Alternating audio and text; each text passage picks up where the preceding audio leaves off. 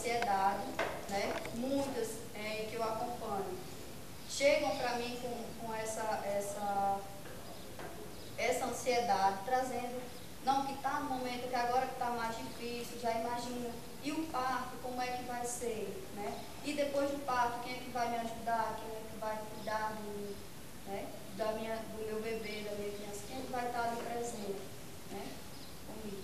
Então tem que ter bastante, a fazer um total acompanhamento, né? Tanto pré-natal, muito importante, tanto para a mãe quanto para a criança, né? Para o desenvolvimento dessa criança. E aí, a Aline vai falar alguma coisa e vai prosseguir. Vamos puxar um gancho que ela estava falando. Tem muita assunto. Eu passaria, acho que a tarde toda, semana inteira falando sobre muita coisa que diz respeito à maternidade segura. Ela falou do lado psicológico, que é até importante isso, ela tem até mais conhecimento do que eu. Normalmente, às vezes, essa questão de se a gravidez ela foi uma gravidez planejada ou não, né? Muitas vezes isso implica no período pós-parto que a mulher desenvolve um quadro clínico e acaba, digamos assim, ela acaba criando repulsa à criança, né? E às vezes a gente acha que isso não é comum, ou às vezes tem vergonha de falar sobre esse assunto, mas isso na realidade é muito bem explicado pela parte psicológica, né? Eu não entendo bem, mas assim, é uma coisa que é muito comum. Eu conheço até um caso de perto na família, uma pessoa que passa por uma situação assim, e ela é uma mãe altamente responsável, mas ela está fazendo um tratamento muito severo, porque assim, o quarto dela foi saindo visão, enfim, né? Agiu de tal forma que isso influi negativamente sobre a questão da saúde da criança no seguinte ponto, até a questão da amamentação. Por exemplo, muito cedo ela deixou de amamentar, né? A gente está falando de segurança na maternidade, mas também envolve essa questão da saúde da criança, não deixa de estar junto. Mas enfim, puxando para a minha passada, Yolanda, a gente observa que são vários pontos que contribuem para uma gestação tranquila, né? Vocês já fazem pré-natal, mas que ninguém pode falar, até ou lembrar das condutas que a gente faz. Quando a gente trata da questão da vacinação, do período adequado, né? Isso é fundamental para assegurar que as mães elas venham ter o menor risco de desenvolver um tipo digamos, de infecção, né? No caso, um contato durante o parto com os metais que a gente tem que tomar tetânico, porque o número de PET neonatal era um dado bem elevado, né, uns anos atrás. A gente tem outras vacinas que vocês lembram, vocês estão... Então, assim, a gente inicia na questão da vacina e termina na alimentação, que envolve também a questão psicológica. Então, são vários aspectos, né? Você fazer o controle da alimentação, que é a área de Camila, mas que vai interferir na segurança, né, dessa gestão durante o seu período de puerpério, né, de gestação e puerpério. A gente tem as doenças recorrentes em relação à questão que estão envolvidas com a alimentação. Muitas vezes, por exemplo, a gestante ela pode ter uma perda de peso excessivo, um ganho de peso excessivo. Isso vai recorrer na questão da seguridade, né? Porque um peso excessivo, a gestante vai ter tendência a ter um pico de hipertensão, que tem um fluxo sanguíneo, enfim. Ou baixo peso e a criança acabar não tendo a formação adequada pela deficiência de vitaminas. Então, assim, tudo isso a gente vai conversando, discutindo, faz as avaliações antropométricas, vocês acompanhando, auscultando para ver como é que está o batimento do coração dessa criança. As ultrassons que vocês fazem com os médicos para a gente ver como é que está a formação.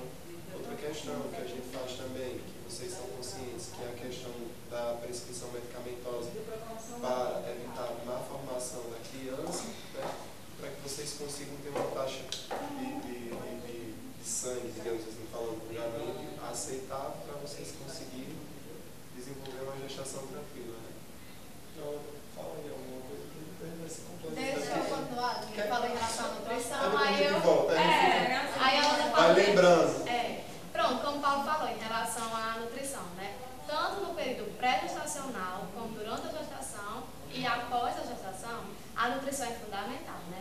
Tem mães que reclamam muito porque não conseguem engravidar, né? Às vezes pode ser alguma alteração psicológica ou também o peso, porque tanto o excesso de peso como o baixo peso pode dificultar o período fértil da mulher, fazer tratamento com algumas e tudo. Nos pré-natais, os acompanhamentos com Paulo e Yolanda, eles estão bem em caminho, né? Porque a alimentação e a nutrição é essencial para ter uma gestação sadia, né? Evita diabetes gestacional, hipertensão, que são doenças relacionadas à alimentação, que no período gestacional ela pode estar mais suscetível a adquirir, né? Devido ao excesso de alimento que as mulheres grávidas sentem aquela necessidade de consumir, né? Então, o acompanhamento nutricional é importante. Não acompanho todas as gestantes, mas assim, as que Paulo e Yolanda vê que são necessários o acompanhamento, porque já no pré-natal tem esse acompanhamento, fala um pouquinho o que é alimentação e tudo, recomenda, mas assim, as gestantes que ele vê que tem aquela necessidade de um acompanhamento mais individualizado, eles encaminham. E as que pedem mesmo, eles também, né, eu também estou acompanhando. Também é importante ressaltar, né, que o tema abrange tudo, né? A alimentação do bebê, né? O correto é alimentar os 6 meses exclusivo com o leite materno, né? Não oferecendo nenhum outro alimento, nem água, nem chá, nem suco. Os 6 primeiros meses de vida da criança, o correto é só o leite materno. A partir dos 6 meses a gente começa a introduzir os alimentos. Suco, chá, uma frutinha, a água. Pode introduzir outro tipo de leite, caso necessário. Mas assim, como a gente já estava discutindo hoje pela manhã, não tem esse leite fraco e nem essa mãe que acaba o leite. Enquanto a criança estiver mamando, estimulando, o leite não acaba não. E não tem leite fraco também. Então assim, o acompanhamento com a gestação a gente fala mais em relação a isso. A alimentação da mãe e do bebê. Pegando aqui, porque vai surgindo as coisas, eu vou lembrando. Teve uma discussão até com uma professora, no mesmo caso, que ela disse que não, você está errado, porque meu leite secou. Ela disse bem assim para mim, meu leite secou, eu fui prova viva disso. Eu disse, bem, cientificamente, ou da forma como a gente é treinado, é isso que a Camila falou, não existe leite fraco, nem existe, digamos, o leite secar, porque do nada. Né? Eu disse, bem, eu não estava lhe acompanhando, eu não sei como era o apogeu da sua criança na sua mão, eu não posso dizer como foi que isso aconteceu.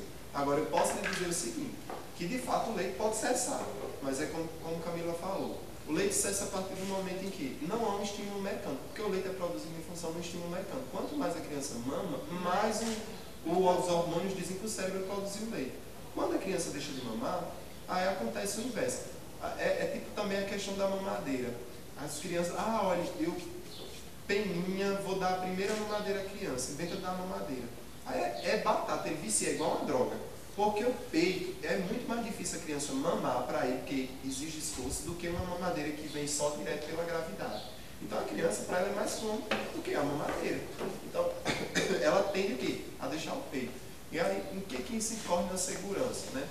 Para a mãe, incorre o seguinte fato. A gente sabe que, comprovadamente, as mulheres que amamentaram, minimamente 4 meses, tem uma redução de quase 80% de desenvolver o câncer de mama lá no seu futuro, na sua maturidade, né? Para a criança, né? Aí é um tema que vocês já estão até saturados de ouvirem falar no benefício da amamentação, né? É indescritível o que a amamentação faz por uma criança. Então, assim, é fácil amamentar? Não é. Não se ilude que vai ser fácil. Mas é uma questão de perseverança. Se tudo na vida da gente fosse fácil, seria muito bom. Mas eu digo para todas as mães que eu tenho contato, vocês só me digo, quando você tem a possibilidade de amamentar, é uma experiência que você ganha e que você leva para a vida inteira. E todo mundo diz que não, as mães que amamentaram, que não se arrependem de ter amamentado o seu filho da forma correta. Aí eu lembrei de outra questão que eu li até essa semana, uma reportagem, e que é bom a gente até falar sobre isso. Não tem muito a ver com o tema, mas envolve segurança porque envolve a questão de saúde. E tem a ver porque tem a ver com concepção. As mulheres, né, normalmente, elas depois da gestação, quando elas parem, aquelas mulheres que amamentam seguramente, digamos, a criança normalmente durante o período, elas podem passar até 1 ano, digamos assim, protegidas de engravidar. Não é 100%, é 90% se ela executar a mamada da forma devida, né? O organismo da mulher age dessa forma. Só que aí, quando entra a questão da prevenção da gestação com os anticoncepcionais, é bem importante que vocês tenham conhecimento e conversem com seus colegas que é um problema que é muito pouco enxergado, mas que é muito recorrente, gente. Às vezes a gente diz assim, eu vou tomar tal medicação, não vai acontecer nada, sabe? E essa reportagem eu fiquei chocado com o número de consequências de anticoncepcionais em mulheres que não foram avaliadas da forma adequada. E qual é o problema? A questão das mulheres que têm... Eram várias, eu vou citar um. Mulheres que têm tendência a ter algum problema na cascata de coagulação do sangue, certo? Né? Ou que tem pessoas na família que têm esse distúrbio. Aí o que acontece? A mulher vai lá para o consultório do médico e aí o médico vai passar um anticoncepcional. Ela começa a tomar esse anticoncepcional. E são centenas, viu? Vários tipos que eu estava lendo na reportagem. E aí dentro de 10, 5 dias ela começa a ter uma sintomatologia e termina com uma amputação de membros, pernas, braços. Isso, gente, é um dado fortíssimo no Brasil nas estatísticas de saúde que não é falado. Por isso que eu gosto muito, às vezes eu estou conversando entre amigos e colegas profissionais, a gente sabe prescrever um anticoncepcional enquanto enfermeiro, mas eu digo sem sombra de dúvida que eu, para incorrer no erro, prefiro não fazer, digamos assim, determinadas prescrições porque eu não me sinto confortável, não me sinto preparado. Então, assim, se o médico deve ter um olhar mais atento para com isso, e a mulher também, porque a mulher ela tem que saber se ela... O médico chega, você tem alguma reação alérgica, algum tipo de medicamento, você tem algum tipo de problema de coagulação sanguínea, se você tiver alguém na família, ou souber de alguém, você diz, olha, eu tenho um problema de coagulação sanguínea, vamos fazer que o senhor procure solicitar um exame para a gente ver antes de você tomar qualquer tipo de anticoncepcional, porque é tiro e queda. Então, assim, esse não é um tema muito envolvido na questão da nossa conversa, mas envolve segurança, né? A segurança da saúde da gestante e da criança, porque se uma gestante, em um caso que a mulher vai à óbito, então quer dizer, quem é que vai cuidar dessa criança? Né? Porque como a Aline estava falando de segurança, às vezes a gente imagina segurança num âmbito que não é uma coisa muito larga. A gente observa, digamos, violência, a gente só pensa que era dar um tabefe, né, Aline? Mas a violência ela perpassa por vários momentos. Então, da mesma forma, é segurança em saúde. Segurança em saúde, gente, ela começa naquilo que a gente estava falando aqui. O que o povo de Serrinha, muitas vezes, exige da equipe de saúde, né, determinadas situações, e pouco ela faz o seu papel, que é esse momento aqui, que é o momento da prevenção. O povo gosta de procurar o médico para tomar medicamento quando já está doente, quando já está nas últimas consequências. Isso não é só aqui não, todo canto acontece, mas a gente tem que falar da nossa casa, da nossa realidade. Então a gente tem que trabalhar com a perspectiva de prevenção e promoção. Isso que a gente está fazendo aqui é promoção de saúde, é falar, né, de coisas que podem vir antes que as coisas venham a acontecer. Tem dúvida? Então fala, a gente conversa. Eu só... Paulo só falando, mas não... Paulo falando... Sim, você vai? Eu só seguir a linha de raciocínio dele que eu lembrei falando dos benefícios do leite materno, né? Outro benefício é as mães que amamentam, elas têm mais capacidade de voltar ao peso pré-gestacional do que as que não amamentam, né? E outra coisa, o benefício do leite materno para a criança é porque tem todos os nutrientes e anticorpos que a criança precisa. E a introdução precoce de outros leites ou alimentos pode trazer algum tipo de doença para a criança, porque assim, o bebê ele nasce totalmente imaturo. Então, os anticorpos que tem no leite materno é que vai fortalecendo o sistema digestório do bebê para que eles possam, no momento oportuno e correto, receber outros tipos de alimento. Por isso é correta a alimentação exclusiva até os 6 meses.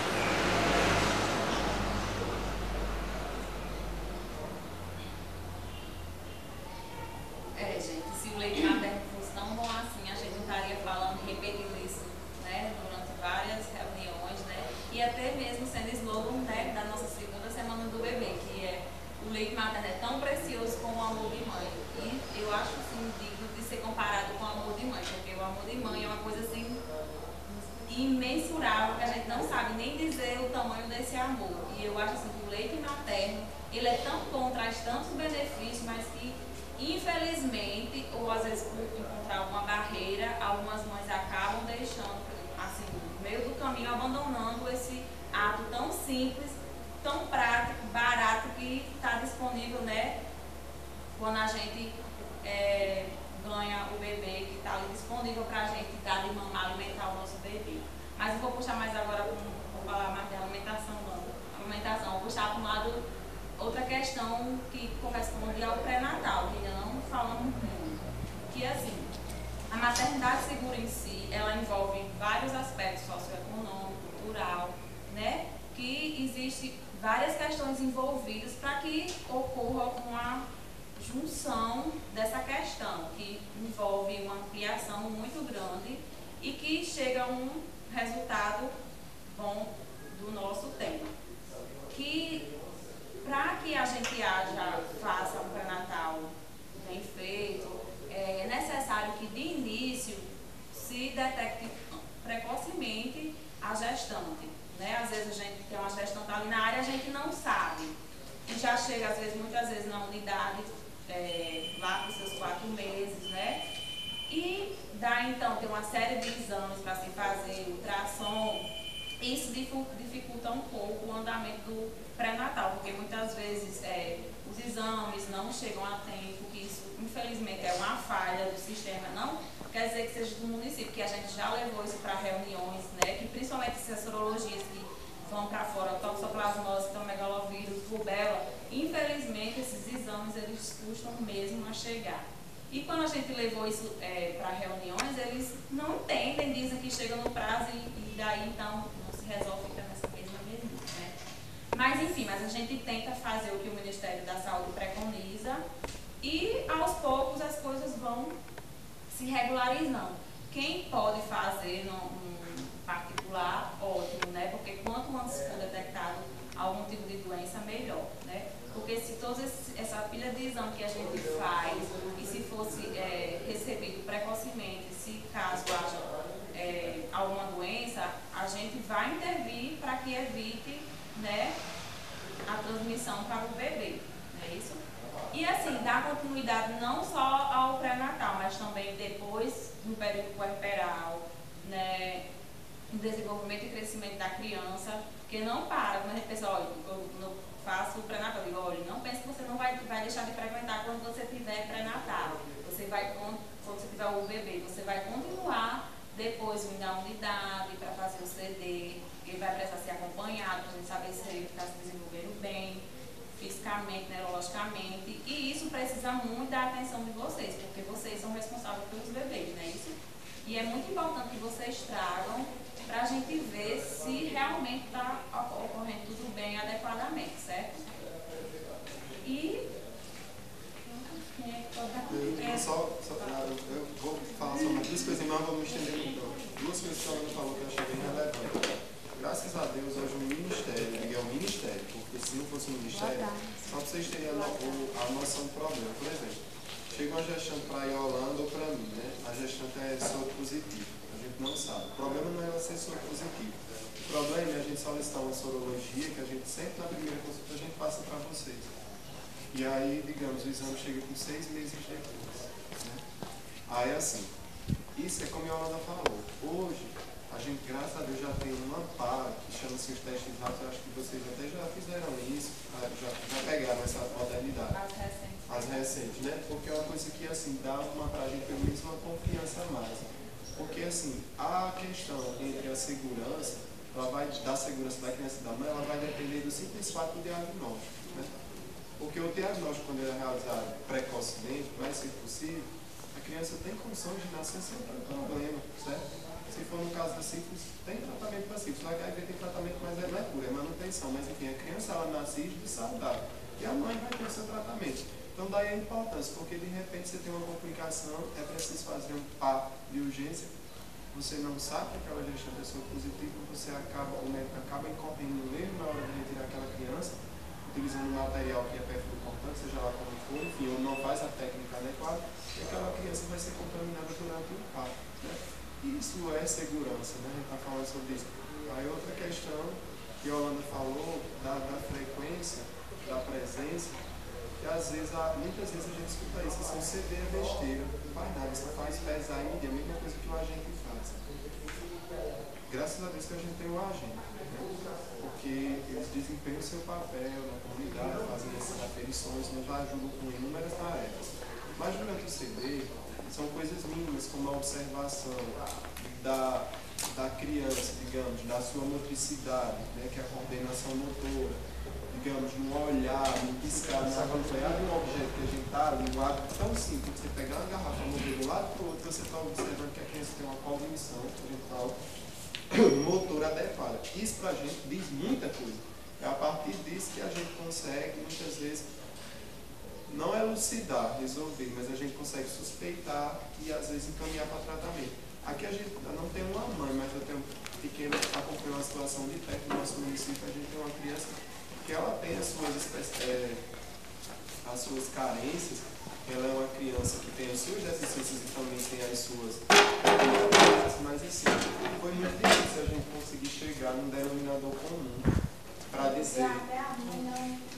E olha, mas assim, não é que ela não aceitasse, pelo contrário, eu acho que ela aceitava, mas assim, de fato foi tão difícil um diagnóstico preciso que sequer um médico, nem o médico do município, se atreveu a dizer que a criança tinha alguma coisa, até o momento em que há uma junta médica e ser constatado que a criança tinha uma deficiência. A gente sentia, só que, por exemplo, enquanto profissional, eu só posso dizer que a criança tem síndrome de Down, que ela tem qualquer outra síndrome, embasado em diagnóstico. Porque se eu disser que ela tem uma coisa que ela não tem, e ela chega no consultório e faz uma avaliação, e o médico constata que ela não tem aquele problema, a mãe pode me incriminar. Como é que eu manifesto uma opinião de valor sobre um assunto se eu não tenho certeza daquilo? Então, assim, eu não estou dizendo que foi falha da equipe, não. Pelo contrário, graças a Deus, eu não sei o que é isso. Vou tentar falar Regiane, mas que ela não se importa com isso, não. Talvez hoje, eu não sei, mas eu acompanho a gente como tem conversado menos, mas eu acho que hoje ela está bem mais tranquila com relação a isso. Porque, assim, numa das minhas conversas com ela, eu disse, Regiane, por que você não leva seu filho para o SARA? Mas, Paulo, mas é tão distante. Porque ela chegou de uma consulta do UOL, ela chegou transtornada nessa consulta do UOL, que a médica que atendeu a criança dela simplesmente deu perspectiva nenhuma de melhora para a criança dela, condenou a criança, né, em vários aspectos. E, assim, ela chegou muito transtornada, que a mãe não fica, né, com a situação dessa. Você vê um filho que você... Quem é o ser humano, né? Quem é o ser humano, né? Que Aí eu me pergunto que médica era essa, sabe? Eu também até... Porque só quem viu a situação dela e escutar o que ela conta da médica é que entende bem a situação. Mas enfim, isso não é um motivo para finalizar. Então, assim, nessa conversa, ela disse, mas é tão difícil, é tão longinho, Fortaleza, eu não tenho recursos para... Mas, Regiane, vá atrás, dê um jeito. E hoje, graças a Deus, ela está fazendo acompanhamento da criança. Ela disse que no primeiro dia que ela passou lá, ela passou na junta de mais ou menos 12 médicos. 12 médicos, né? Cada um com uma especialização específica em uma área. Não é uma pessoa querendo saber tudo, né? Cada um saber no máximo de uma coisa específica para se chegar a uma conclusão. E hoje ela tem uma conclusão do problema da criança dela, mas a criança dela está em progressão. Ou seja, mesmo com as limitações que alguma criança possa vir a ter, é bom que as mães assegurado. É bom que as mães tenham noção disso. Todos nós somos normais. Mesmo eu com a minha normalidade motora, mas eu tenho minhas limitações psicológicas e físicas. Então ninguém, certo? Ninguém é igual ao outro. Então, se você tem um filho que por algum motivo tem alguma problemática, isso não vai desmerecer ele em nada. Você tem que buscar subsídio, você enquanto mãe, para o quê? Para dar amparo para ele superar as dificuldades dele. Infelizmente, é como eu digo, a gente mora num local muito afastado. Mas a prova que eu quis dar de Regiane é que vocês possam compartilhar com outras mães que tudo é possível. E que se ela não tivesse buscado esse amparo, com certeza o filho dela chegaria à adolescência com limitações muito maiores do que aqui ele vai ter. Porque ele vai ter limitações, ela sabe disso, mas ele vai evoluir numa progressão. Mas enfim, aonde é que ocorreu essa questão? Na visualização no consultório. Em que? Em pequenos atos. A gente vê que Pedrinho muitas vezes tinha dificuldade ele não respondia da forma como as crianças da idade dele respondiam, só que era tudo muito obscuro para a gente não conseguia definir o que de fato ele tinha, né? Porque até então ele era normal, mas enfim, são os pequenos olhares, as pequenas coisas que vocês enquanto mães, em casa, podem observar e às vezes suspeitar de alguma coisa, viu gente? Não falo mais nada não. Então assim, boa tarde. Eu acabei de entrar num assunto que puxa muito pela minha parte, né, com o Paulo. Enche bem na minha sardinha, né, que essa fase de ir a casa. Mas, assim, primeiro eu gostaria de parabenizar vocês que vieram aqui, porque a questão da prevenção, a partir do momento que você busca, né, então, assim, como a Yolanda começou falando aí dessa questão da prevenção, por que é importante vocês fazerem prevenção não, pré-natal, né? Então, assim, o ideal seria, eu quero engravidar, eu vou procurar assistência, e vocês têm essa assistência, né? Então, tem uma equipe, eu quero engravidar, então por que não fazer essa sorologia antes de engravidar? Por que não se programar? Né? Que o ideal seria isso, né? Você se programa, você faz exame, você recebe a tempo, você tem como diagnosticar, identificar alguma possível alteração. Então, assim, foram faladas de alterações, de várias coisas. Eu vou começar falando um pouco sobre alteração no período gestacional. Né? Então, assim, na fase gestacional, todos vocês sabem que existe uma série de alterações hormonais. Né? E a maioria das mulheres, elas não se conhecem, não sabem que alterações são essas, o que vai acontecer no seu organismo, principalmente mulheres de primeira viagem. Né? Então, assim, é uma transformação da mama, é uma transformação da pele, são fatores, em alguns casos, de dores, né, que a mulher ela tem que estar tendo esse acompanhamento para saber se essa dor que eu estou sentindo, se esse desconforto que eu estou sentindo, se isso é uma cólica, se isso é uma dor advinda de uma lombalgia por causa do peso que está ali naquele momento, né, a gravidade está favorecendo um peso abdominal, é a questão do edema, por que minhas pernas incham tanto? Alguns de vocês sabem dizer por que as pernas incham tanto? Né? Então, assim, quando você faz acompanhamento pré-natal, você passa a se conhecer, sabe? Ei, um monte de mulher já engravidou na vida, então você conseguir, não sabe por que você mandou na lombar quando está grávida, não sabe por que está acontecendo aquele inchaço ali, se aquele inchaço ele indica algum fator. Então, assim, é interessante vir ao pré-natal, porque a partir do momento que vocês vêm, vocês vão ser orientados, vai ter palestras, vocês vão estar sabendo que o inchaço ele ocorre porque ali aumentou o fluxo circulatório, ali está havendo compressão em alguma região, tem que estar fazendo acompanhamento da pressão em caso de correr o risco de uma pré-eclâmpsia. Então, assim, são esses fatores, não é que está assustando ninguém, não, é que a mulher tem que ser sabedora, tem que se conhecer. E por que a mulher faz tanto xixi quando está grávida?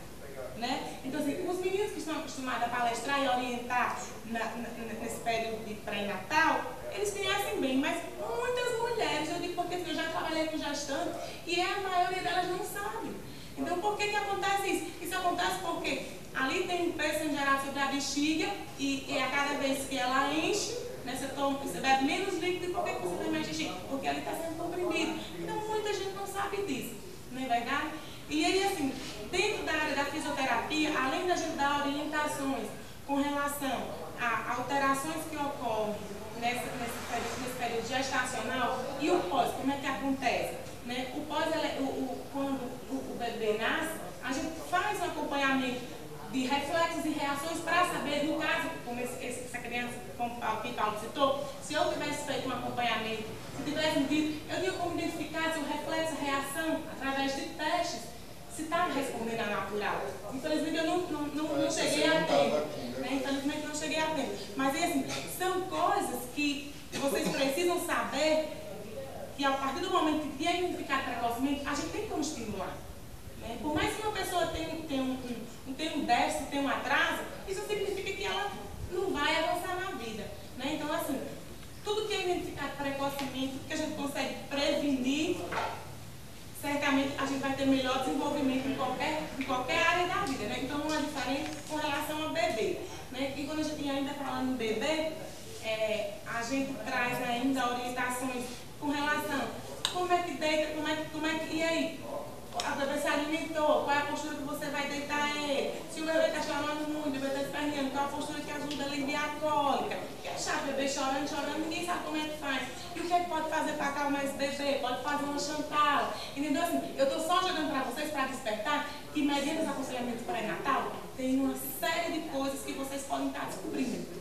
Né? Acho que estou vendo aqui mãe já com barrigão, mas ele tem gente com uma barriga pequena ainda, vai ter uma série de acompanhamento e dá para descobrir muita coisa boa e é interessante se conhecer. Porque assim, é igual o Paulo falou, se você quer mulher, você sabe, você está sentindo, você chega para a equipe e diz, aí tem como a gente identificar, mas também se ficar só esperando o profissional, é difícil. Então, assim, por isso que assim, a gente tem que instigar vocês.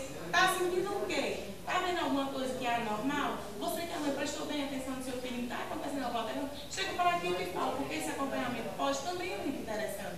Então, assim, eu não vou estender muito, porque nossa conversa é ampla. Então, assim, mediante os fatores psicológicos, emocionais, nutricionais, eu gostaria de dizer a vocês que a equipe é boa. Lógico que a gente tem falhas em alguns aspectos, mas a partir do momento que vocês entrarem em contato, garanto que a gente vai estar fazendo o possível para estar dando suporte. E, assim, claro que fica a desejar mais sobre a conversa, sobre assuntos, mas isso aí é coisa que a gente vai desenvolvendo ao longo dos pré-natais, né? Vocês que vai no acompanhamento do CD. Então, assim, essa foi a minha voz. Só para complementar um pouco o que Marília falou, a questão do sentir, né? Se conhecer da mulher, conhecer, saber o que está desenvolvendo, né? Então, a questão do vínculo. Vou fazer isso. Sim.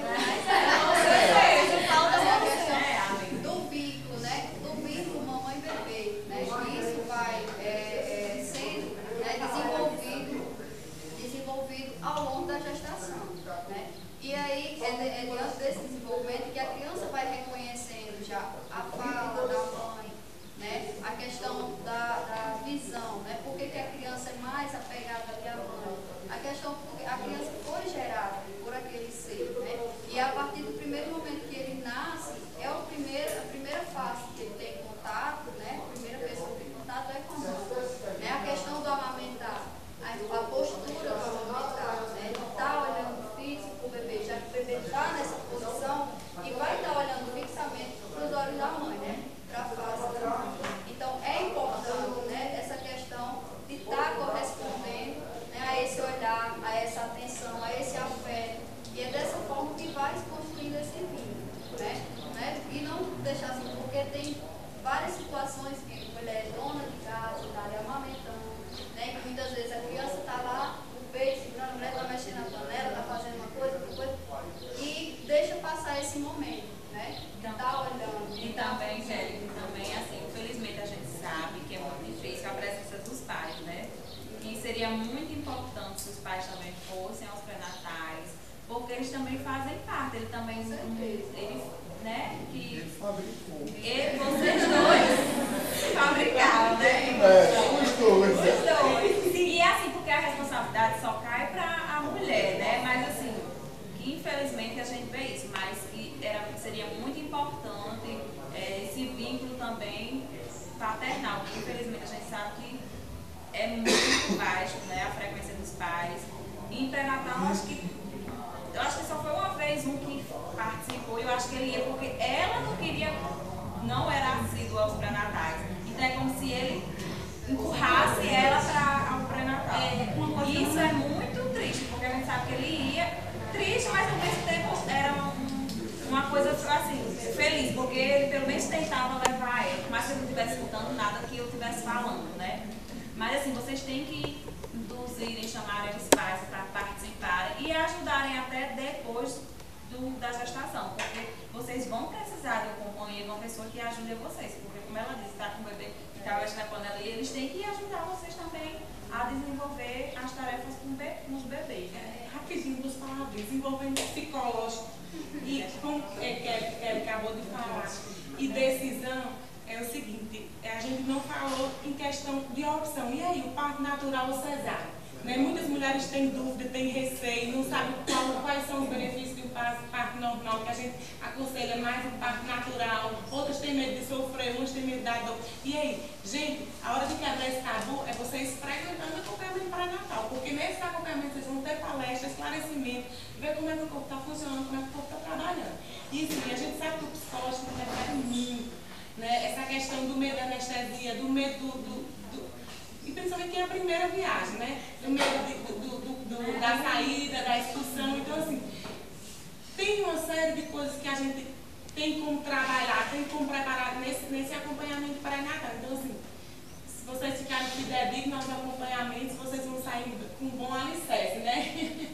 Assim, né? Acho que todo mundo já falou e como disse, como já foi tudo bem explicado,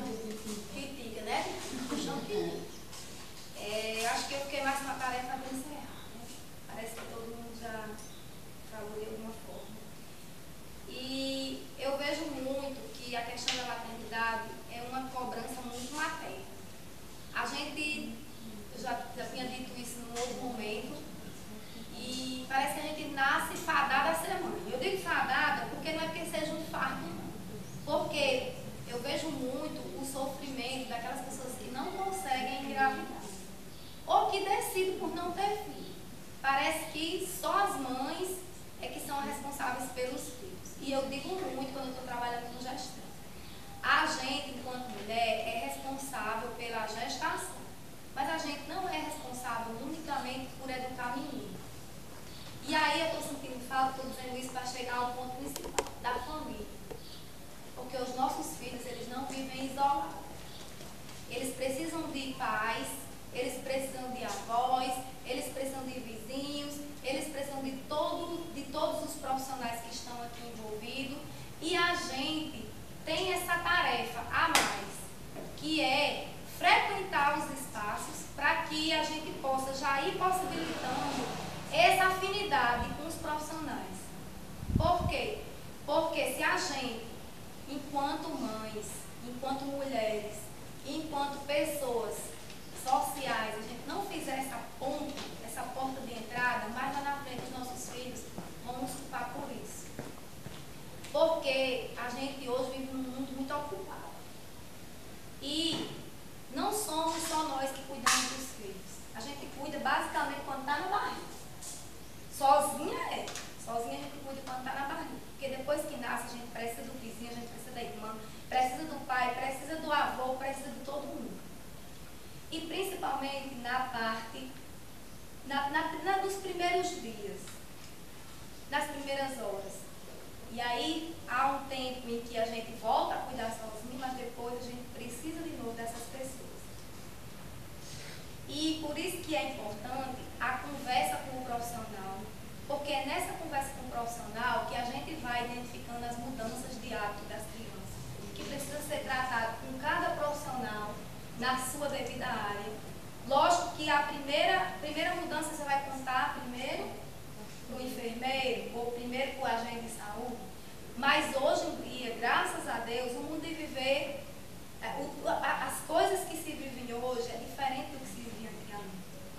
Porque antigamente a gente esperava as coisas acontecerem para tomar as providências. Hoje em dia não, a gente tem a oportunidade de prevenir antes de remediar, que é basicamente isso que a gente está fazendo agora. Porque até bem pouco tempo aí atrás, não faz muito tempo não, que o índice de mortalidade infantil ele era gigante. Mas é porque não tinha isso aqui. Não existia essa preocupação com o pré-natal. Não existia essa preocupação com o parto seguro. Existia preocupação, fulano de tal engravidou e ficava esperando a hora. Hoje em dia não. Descobriu que está grávida, depois tem que saber de quanto tempo é para fazer já a previsão de quando é que a criança vai nascer. E isso sim faz parte da maternidade segura. Porque se você tem uma noção de quando é que seu filho vai nascer, você tem um tempo para se preparar para isso. E, assim, não é só a gente que se prepara para o nascimento do filho. É a casa toda que tem que se preparar. Porque é o enxoval que tem que estar pronto, é a pessoa que vai lhe levar para a maternidade, é o carro que tem que estar disponível, porque, como disse Paulo, a gente mora muito distante de tudo. E a gente tem que ter um plano A e um plano B. E aí vai no que Marília está dizendo. A gente tem que pensar, será que vai ser melhor o parto normal ou o parto cesariano? E tudo isso, se a gente, quanto mais cedo começar o pré-natal, melhor ainda. Porque a gente tem muito mais tempo para pensar em como é e quando é quando essa criança chegar. Que pode nascer mais cedo? Pode. Pode sim. Antigamente a gente dizia assim, uma criança só pode nascer com 9 meses. Até eu me lembro que minha mãe dizia assim, né? Com 8 meses não vive, é mais fácil viver com 7 do que viver com 9. Com 8, né? Gente, hoje em dia não tem mais tempo para a criança nascer. A verdade é essa. Se a gente morar em Natal, no Rio de Janeiro, em São Paulo, há fatos de criança com 6 meses que nasce. Eu conheço uma criança que nasceu com 6 meses que tem uma saúde razoável. Que não é porque nasceu com 6 meses que vai ter algum fator que vai determinar. Então, assim, descobrir o que está grávida é cuidar e fazer um percurso. Porque existe um percurso que deve ser percorrido até o dia da criança nascer. Porque depois que nasce, aí começa mais um desafio, que é o mês a mês, que é o dia a dia, nenhuma criança é igual a outra. Uma mãe pode ter 5 filhos. Nenhuma gestação e nenhuma criança nasce igual, graças a Deus. Porque eu digo muito quando a gente diz assim, fulano de tal é diferente. Meu filho, fulano é diferente de cidade, graças a Deus. Quando eu fiquei grávida do primeiro, foi completamente diferente. Vou estar falando comigo, porque eu tomei 7 anos no comprimido, né, para evitar. Aí quando eu fiquei grávida, eu nem sabia, porque... Engravidou tomando um ano? Não, eu parei um mês. Só um mês. Só um mês Tá vendo? engravidei. E tem gente que para 6, 7 meses e o ginecologista diz que é culpa do comprimido. Aí parei só um mês, aí quando eu fiquei grávida, começar a fazer, foi também, não foi calma, porque eu já era costume atrasar. Aí eu nem sabia que estava grávida, eu só percebi por causa dos seios e meu rosto cheio de espinha. Porque o meu menino foi completamente, primeira semana já era doente, e esse aqui não sinto nada, nada. Tá vendo? É muito diferente. E acredite, essa criança que vai nascer não vai ser igual a outra. É. Todas as pessoas do mundo, elas têm as suas peculiaridades. Física, biológica, emocional, comportamental e tudo mais. Porque cada pessoa é diferente da outra. E só para complementar num aspecto que não foi tocado aqui, que eu vou falar de um assunto que é um pouco polêmico, que é a questão legal. Descobriu quem é o pai, é importante procurar. Por mais que doa, por mais que seja difícil, é importante porque ele deve ser um parceiro nesse momento. Mas também, se não for possível, não se angustie, vai chegar um momento em que essa pessoa vai aparecer. Outro aspecto também importante é em relação à adoção, que essa parte eu digo muito que ela é pulada no estatuto. Pouco se fala na saúde, quase não se fala na assistência e em nenhum outro lugar. Que é o Estatuto da Criança e do Adolescente, ele garante que a gente culpa muito as mães. Fulano de tal abandonou o menino, não sei o que, não sei o que, não sei o que. Mas sabe por quê? Porque a gente não é incentivada a isso. Mas tem uma parte do Estatuto que diz, eu descobri que estou grávida e eu quero doar meu filho, o Estatuto me garante, isso é legítimo. Está na lei. Vocês não estão, quem decidir por esse aspecto não está infringindo a lei. O que é infração? É você fazer todo o percurso, não dizer a ninguém que você quer doar e aí você abandonar. Porque o abandono, vocês podem prestar atenção que quando passa nas reportagens é abandono de incapaz. Olha como a palavra é forte, né? Eu fico toda arrepiada, não vejo assim não. Abandono de incapaz. Por que é abandono de incapaz? Porque a criança não tem capacidade de defesa. Mas se a gente identificar que uma pessoa está grávida, não aceita a gestação, precisa fazer um trabalho social com a família, um trabalho psicológico com a mãe, um trabalho social com o pai, um trabalho com os familiares. E se a pessoa decidir que não tem condições emocionais, nem econômicas, é legítimo sim doar. Existe uma lista de espera de várias pessoas que se predispõem a adotar. E às vezes, essas pessoas adotam da forma errada porque elas têm muito medo de ser punidas. Eu estou acompanhando 2 casos de adoção num outro município que as pessoas fizeram a adoção de forma errada porque elas nenhuma das 2 partes entenderam que isso aqui é legítimo. Porque como é que acontece, na maioria das vezes, eu descubro que estou grávida, eu morro de medo de dizer que eu quero doar, mas eu combino com fulaninha, que é ela que vai criar. E aí fulaninha começa a me dar as coisas, começa a comprar o enxoval lá na casa dela, começa a fazer tudo como se a criança fosse dela. E aí quando nasce, faz tudo errado. Se aposta da criança e não toma as devidas providências. Mas está errado.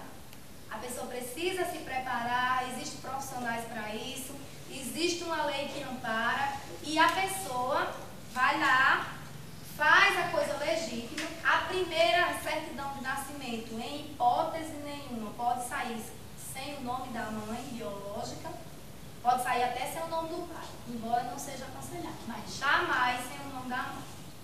Jamais, mesmo que não seja eu que cuide. Não tem mais aquela história de que eu dei para fulano e fulano vai registrar no nome dessa pessoa. Não existe isso. A pessoa tem que registrar no nome da mãe biológica e, num segundo momento, depois que o juiz autoriza, é que pode ser feito o registro da mãe adotiva. E isso também faz parte da segurança do bebê. Porque se eu já avaliei, a gente tem que parar assim, de culpabilizar a pessoa por atitudes que a pessoa decidiu naquele momento. Sim, eu não estou com condição de cuidar. E o que tem? Eu dar para fulano que tal que eu avalio que vai cuidar melhor. Faz parte também da segurança da criança. Porque eu até reproduzi uma fala que eu disse ontem, que às vezes a gente assim, aponta muito para nós que somos mulheres, dizer assim, que só a mãe abandona. Mas culturalmente os pais abandonam e ninguém diz nada. E muitas vezes, quando a gente decide pelo fato de doar a criança, eu acho que também é um outro tipo de sentimento, porque a pessoa também não está pensando só nela, está pensando também no bem-estar da criança. Então, só mais esse ponto, e retomando a questão de que a família, ela tem muito a contribuir com os cuidados com o filho. Todas as pessoas que moram na casa, todas as pessoas que convivem com a criança, sempre tem a dar, sempre tem a ensinar e sempre tem a aprender.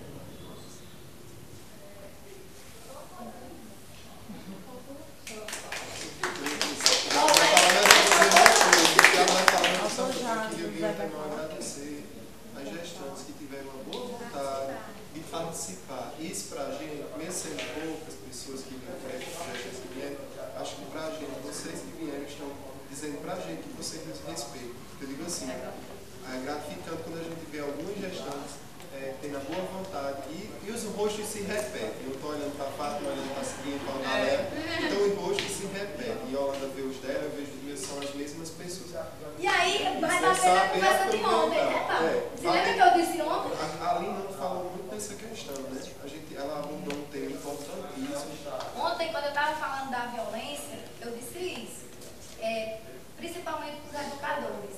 Pessoal, não esperem que pessoas que são violentas com os filhos apareçam em reuniões. Porque são justamente esses que não vão. E eles não vão porque eles são omissões, eles não vão porque eles são negligentes. E são essas pessoas que dizem que isso aqui, tudo que a gente falou é besteira. Que tudo a gente tem que falar, tirar nas travas e dizendo as verdades. Que só, eu não vou porque só vão conversar besteiras. Mulher, vou perder meu tempo na novela Rei do Gado, né? Nem sei. Uma hora dessa minha atuação. Eu não sei não. Eu vou deixar de assistir minha novela para escutar aquele povo falar aquela besteira que eu só E a gente começa a ser negligente desde agora, né? Então, olha, gente, não se engana, a gente sabe que é desse jeito que as pessoas falam. Isso para mim, eu acho que para ela e para todos os outros profissionais que sofrem com alguma condição de trabalho, digamos assim, a gente já aprendeu, a gente vive aprendendo, mas o que a gente tem de absorver na vida da gente, para a nossa profissão, a gente já conquistou alguma coisa. E isso eu digo da mesma questão da absorção de conhecimento, da questão da gestação. A gente já sabe. Eu acho que de muita coisa, a gente, claro que não sabe de tudo, né? A gente continua aprendendo, mas a gestante que vem, ela está sinalizando que ela está interessada em aprender, que ela tem a necessidade e o desejo de compartilhar. Então, bater palma para vocês, que quem vem é obrigado. E os agentes que estão aqui também presentes, como ontem estavam no outro evento, obrigado por terem vindo. Já. Pegando essa ponte que a gente diz, isso é besteira, mas 60, mudando de assunto um pouco, 67 cidades mudando de novo, está em risco pela questão da dengue. E na campanha da dengue a gente escutou isso. O que é que esse povo faz todos os anos dando nas casas sem saber o que fazer todo mês? Mas a gente fica até agora não tem nenhum caso de dengue confirmado, nem nenhum suspeito. Quer dizer, é um trabalho de prevenção que a gente faz. O Estado está numa crise de dengue, com mais de 15 mil casos de dengue esse ano já, e a gente estamos livres até agora dessa medida. Mas o que eu ia falar era sobre a rede segunda. Salvo engano, foi criado em 2012 para diminuir um programa de geração para diminuir a peregrinação da restante do parque. E aí teve incentivo financeiro para a maternidade que fez, se eu não estou enganada, 18 mil salas de gestação. aos municípios que têm maternidade. Mas, infelizmente, a gente ainda não tem uma rede que diga, que chama-se rede segura, para poder, quando a mulher está no seu nono mês de gestação, ela saber para onde ir e está agendada aquele momento dela. E também ela ter a opção de ter o parto ou normal ou cesárea, de acordo com a enfermidade. Infelizmente, a gente não tem locais adequados para vocês. Embora o Ministério da Saúde reconheça isso, dizem que lá o pessoal são muito bom, porém, a estrutura física é muito pequena, muito apertada e difícil de manter o que o Ministério reconhece, principalmente em relação também ao acompanhador. O Ministério acompanha desde a hora que você vai sair de casa até a hora de chegar. Infelizmente, isso não acontece na realidade. Ainda perde muito por isso. Recentemente, no Caibal, morreu uma gestante por essa questão singular, porque não quiser chamar o médico de madrugada, porque de madrugada a gestante foi trazer e aí, culpa de quem, né? Por causa do mato simples e do negligente, por causa que foi lá e isso é um corte na rede que o Ministério da Saúde propõe. É mais uma questão de manter a seguridade dessa gestação e, mais uma vez, seguir aquele ciclo da vida para recuperar o que vocês têm, certo? Não sei se a gente vai falar, que chega atrasado. Não foi ainda não, eu vai dizer a verdade. Era isso que... A mulher, a gente já até melhorou assim, porque no passado, na época que Maria nasceu, todo mundo nasceu em matriz. Era até as coisas retrocederam um pouco. E muita gente está aqui, né? E a gente observa que, por questões de recursos, muitas vezes não é o município, é o governo federal, ele não dá subsídio para que o município, por exemplo, ele tem uma sala de parto ali gigantesca, um monte de equipamento bonito. Mas não é simplesmente botar a sala de parto para funcionar, porque não só é um médico obstetra, a gente tem que ter um anestesista, um fisioterapeuta específico, com especialidade na área pediátrica. Para resumir, então hoje as mulheres ou vão para Alexandria ou vão para Paulo Ferro, isso depois de muita confusão, né? Mas aí, como já disse, eu tenho um olhar negativo sobre a Alexandria, sempre tive. Desde a época a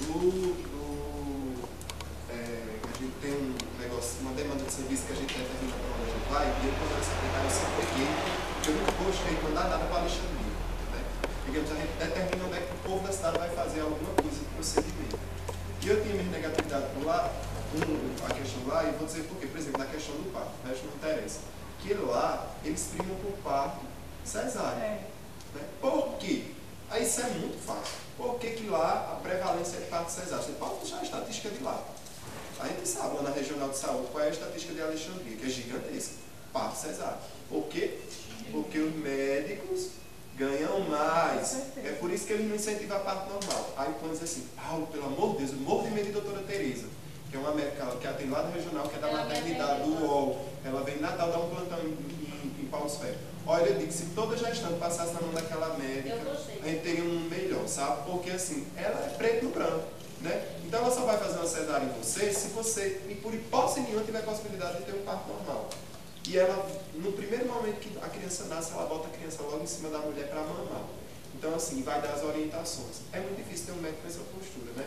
E a gente, muitas vezes, eles seguem essa demagogia. Eu estou falando da classe médica, mas assim, porque a gente não faz parto. Pelo menos, a não ser que seja o parto normal, quem tem especialidade por obstetrícia, que é muito difícil. Mas eles não falam dessa realidade. Por que eles gostam de fazer parto cesárea? E, gente, eu quero dizer, parto cesárea é a pior coisa que existe, certo? Igual a leite de gado, que não é feito para criança. Leite de gado é feito para bezerro. Então, se fosse feito para criança, eu disse de era diferente. Nas minhas palavras, eu já falei demais.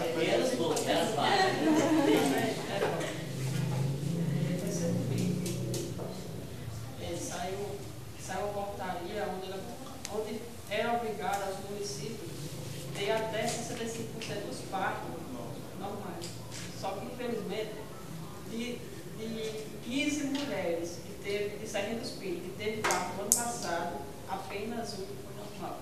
Para você ver. Olha o que já está dizendo, e não é falta de conversa de pé de ouvido, não, gente. É conversa, sabe de quê? Eu tenho que ser curioso, de achismo. Porque fulano me diz que dói menos, porque eu tenho um medo, porque, gente, tem tantas outras coisas na vida que, olha, Quem acompanha o parto normal, a mulher ela sente dor. Eu não vou dizer porque eu sou homem, você vai dizer, você é homem, você está dizendo que não sente dor. A gente acompanha e a gente vê. Mas é um negócio tão envolto, é um contexto tão imenso na hora do parto normal, que o que eu acho que a mulher menos sente na cabeça dela, a coisa que menos vem, é a dor que ela está sentindo. Pelo menos isso eu presenciei durante os partos normais, não sei se já... Tem que considerar o limiar de dor. O limiar de dor, que cada um tem o seu. Então, não é que o parto cesárea não possa ser, talvez não podia ser o inverso. A sensação é totalmente diferente. Uma única mulher não tivesse uma bacia compatível para ter um parto normal e assim fazer um parto cesárea. Eu concordo assim com essa discussão do parto cesárea para o parto normal, mas eu considero uma coisa bem contraditória quando a gente está tratando da segurança, né? Que o assunto aqui é segurança. Não, mas é isso que a gente está falando. Aí, por exemplo, tipo somente assim, naquele ato, que é constatado pelo médico e pelo enfermeiro, quando a mulher tem uma bacia inadequada ou quando a condição clínica dela eu não ia chegar permite. nessa parte. Aí é claro. Que tem tipo assim, a fazer. gente no município pequeno, infelizmente, a gente está falando aqui, essa campanha que é em prol do selo Unicef, né? E os municípios como Serrinha e como os demais da região, um dos fatores que está determinando a perda do selo Unicef é que não nasce mais crianças nas cidades.